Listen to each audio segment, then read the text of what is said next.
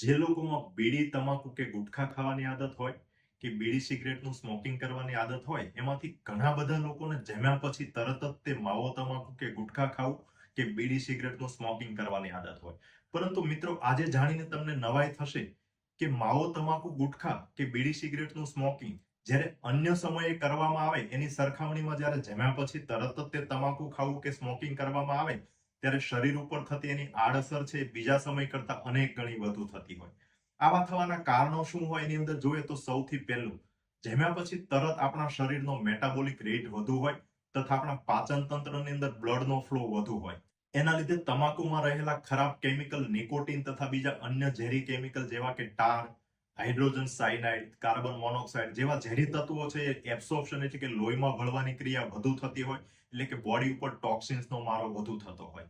આ ઉપરાંત બીજું ડિક્રીઝ એબ્સોર્પ્શન ઓફ ન્યુટ્રિયન્ટ એટલે કે આપણા ખોરાકની સાથે લીધેલા જે સારા પોષક તત્વો હોય એનું એબ્સોર્પ્શન એટલે કે લોહીમાં ભળવાની ક્રિયા છે તમાકુ ઓછું કરે.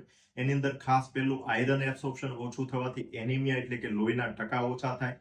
બીજું કેલ્શિયમ એબ્સોર્પ્શન ઓછું થવાથી ઓસ્ટિયોપોરોસિસ એટલે કે આપણા બોન હાડક્યા છે એ નબળા પડતા હોય. અને ત્રીજું ફોલેટ કે વિટામિન સી નું એબ્સોર્પ્શન ઓછું થાય એના કારણે આપણે ઇમ્યુનો ડેફિશિયન્સી એટલે કે રોગ પ્રતિકારક શક્તિ ઓછી થતી હોય. એટલે આ રીતે શરીરની અંદર તમાકુના રહેલા ખરાબ તત્વો છે લોહીમાં ભળવાનું પ્રમાણ વધુ થાય, જ્યારે શરીરને ફાયદાકારક ન્યુટ્રિયન્ટનું એબ્સોર્પ્શન ઓછું થાય એના લીધે શરીરને ડબલ માર પડતો હોય. આ ઉપરાંત ત્રીજું મેઇન ફેક્ટર છે increase risk of GI cancer એટલે કે જમ્યા પછી તરત તમાકુ લેવામાં આવે તો પાચન તંત્રને લગતા કેન્સર, એમાં ખાસ કરીને અનાજની નળીનું કેન્સર, હોજરીનું કેન્સર તથા પેન્ક્રિયાસ એટલે કે સ્વાદુપિંડનું કેન્સર થવાની શક્યતાઓ ખૂબ જ વધી જતી હોય.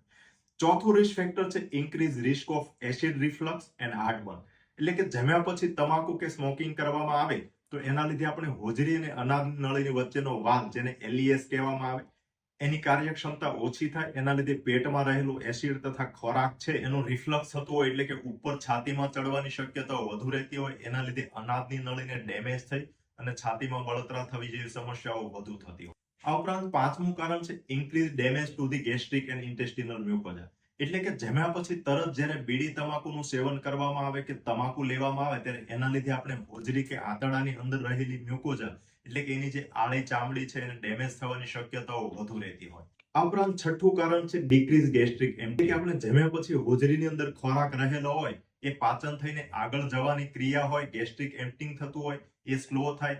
એના લીધે પેટ ભારે લાગવું, અપચો થવો તથા પાચન વીક થવું જેવી સમસ્યાઓ રહેતી હોય. સાતમું અને સૌથી વધુ અગત્યનું કારણ છે ઇન્ક્રીઝ રિસ્ક ઓફ એડિક્શન એટલે કે જમ્યા પછી જ્યારે બીડી સિગરેટનું સ્મોકિંગ કરવામાં આવે કે માવો તમાકુ ગુટખા ખાવામાં આવે ત્યારે આપણું માઇન્ડ છે એક સ્ટ્રોંગ બિહેવિયરલ પેટર્ન ક્રિએટ કરતું હોય. એ છે આપણા ફૂડ સેટિસ્ફેક્શનને છે આપણે ટોબેકોના પ્લેઝર સાથે કમ્બાઈન કરે.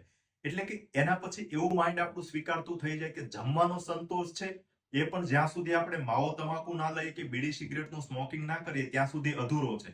એટલે કે આવી વ્યક્તિને જમ્યા પછી જ્યાં સુધી તમાકુ કે સ્મોકિંગ ના કરે ત્યાં સુધી એને જમવાનો સંતોષ પણ ના મળતો હોય.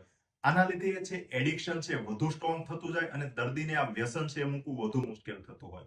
તો મિત્રો આ બધા કારણોના લીધે જમ્યા પછી જ્યારે સ્મોકિંગ કે તમાકુ લેવામાં આવે તો એનું નુકસાન છે અનેક ગણું વધુ થતું હોય.